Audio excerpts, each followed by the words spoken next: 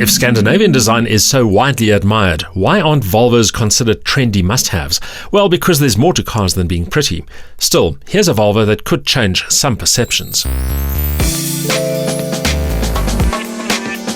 South Africans may not like them that much, but there's a lot to be said for station wagons. They've got a lot more space, they're more versatile, and they offer better access than their sedan stablemates, and very often they look more handsome too. The Volvo V60 is a good case in point. Volvo has been making a lot of noise about how sporty and dynamic its new S60 sedan is, and that's certainly true of the more powerful models in the extensive range. But frankly, speed and performance aren't top of mind when it comes to the Swedish brand. Instead, it's still mostly associated with more pragmatic virtues such as safety, security, and sensibility. Enter the V60, a station wagon version of the S60 that also happens to look sportier than its booted sibling. In fact, calling it a station wagon isn't doing the Swede justice. Instead, it's best described as a smart estate that oozes dynamic potential. The V60 shares its front end with the S60 sedan, which means it has the same strong grille, the tapered headlights, and this long sloping bonnet. It's an assertive and distinctive look that's also typically Volvo. However, the V60's extended roofline tapers down towards a smoothly sculpted tailgate, while a strong shoulder line adds muscle and aggression to the overall appearance. The relatively narrow glass aperture, high waistline, and short overhangs underscore the car's poised athletic presence. At the rear, the tailgate is framed by the large taillight clusters that link the roofline to the V60's haunches. It opens up from bumper level to offer convenient access to a useful 430 litres of luggage space.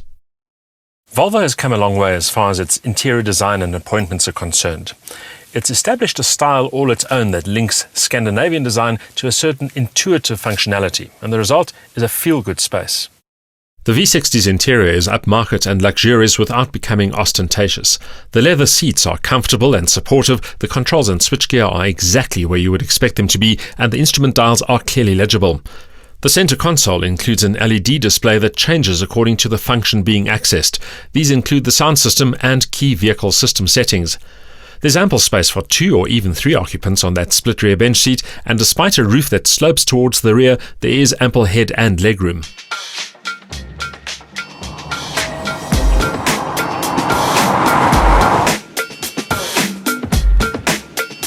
But this is what really matters, the engine. The V60 range has a choice of 5 petrol and 2 turbo diesel engines. This particular unit, a 2-litre direct injection turbocharged engine good for 149 kilowatts and 300 newton meters, 320 newton meters in fact, on overboost. It drives the front wheels via a 6-speed automatic gearbox.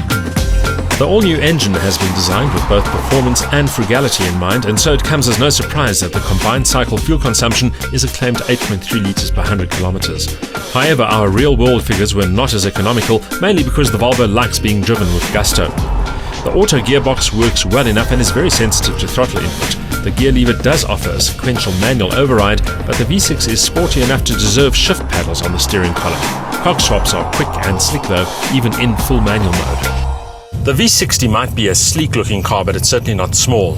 Measuring 4.6 meters long and almost 2 meters wide, this is a big car, and yet Volvo have somehow managed to keep the weight under 1,600 kilos, which I suppose explains why it is fairly quick off the mark. The 0 to 100 time of this car in automatic trim, 8.4 seconds, top speed limited to 230 kilometers an hour, but it's a car that really feels wieldy and on the go all the time. Those stats vindicate Volvo's promise of dynamic appeal. Progress is effortless and the engine's output feels linear and consistent. Throttle response could be sharper, perhaps because the pedal action is quite long, but there's always enough urge.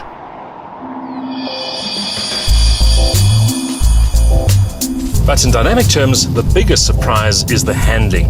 This is a mid-sized car, and yet it feels very wieldy, composed and confident in the twisties. The steering weighs up pretty nicely when you get into a corner, and it's easy to position the car exactly where you want it. Overall, it's a car that inspires confidence. Best of all, the ride finds the elusive balance between torque control and effective damping, allowing the Volvo to absorb most of the rough stuff without feeling soggy. At slower speeds though, the turning circle is larger than expected and the Volvo feels ponderous. Occupant safety is key at Volvo, and the V60's standard arsenal of safety kit includes multiple airbags, advanced stability control with torque vectoring, and the likes of city safe and pedestrian detection. For those seeking something sportier, the R-Design version will offer shorter suspension settings, but given the V60's positioning, we think the standard setup is just about right. Volvo's problem has always been creating an individual brand identity in a tough premium segment.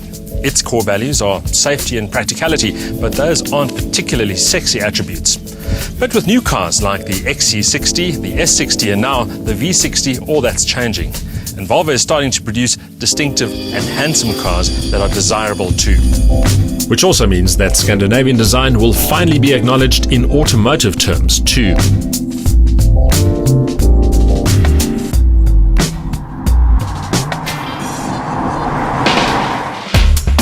It may only be a mid-range model, but this S60 offers a good mix of power and torque to ensure spirited performance and good load-carrying attributes.